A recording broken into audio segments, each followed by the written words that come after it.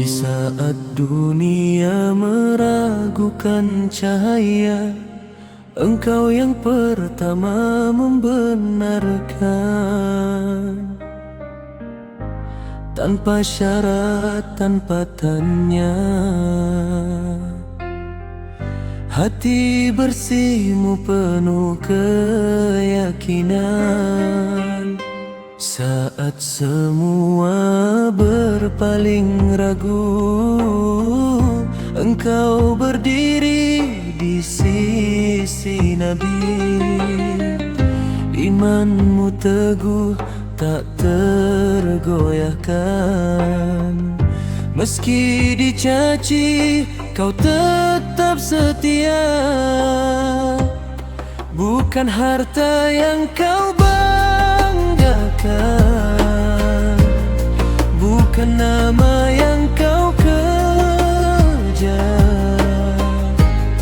hanya ridha Allah dan Rasul menjadi tujuan langkahmu yang sabar.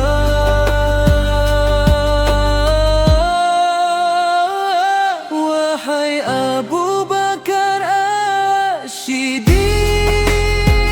sahabat sejati, kekasih ilahi, setiamu abadi dalam sejarah, mengalir bersama cahaya sunnah. Engkau temani hijrah penuh bahaya, di gua Cur kau jaga sang Nabi.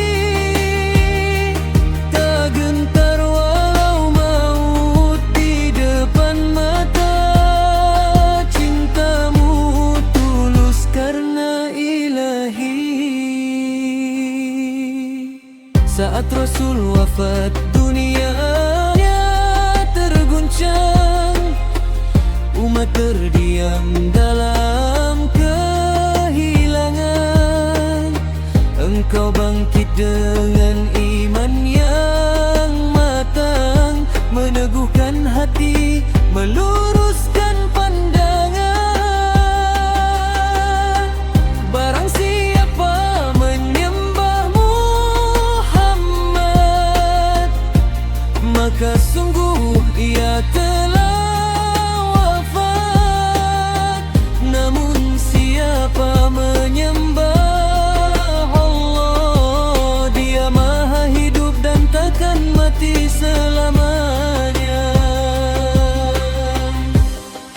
Air mata jatuh di pipimu, namun iman menuntun langkah. Kesetiaanmu bukan kata, tapi pengorbanan sepanjang masa. Wahai Abu Bakar As-Siddiq, memimpin lembut penuh kasih. Engkau jaga agama ini dengan jiwa, raga dan hati. Setiamu tak pernah pudar, dari awal hingga akhir hayat. Namamu harum dalam doa, teladan cinta dan ketaatan. Radhiyallahu anka ya Aba Bakrin, engkau mulia di sisi Rabb semesta. Sahibun Nabi fid dunya wal akhirah, sahabat Nabi dunia dan akhirat. Wahai Abu Bakar As-Siddiq, kesetiaanmu cahaya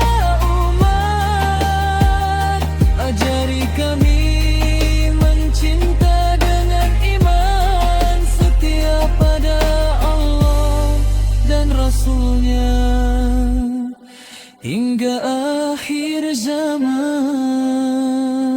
Ya Allah, jadikan kami hamba yang setia, meneladani Abu Bakar yang mulia dalam iman, amal dan cinta, hingga kelak bertemu Rasulmu.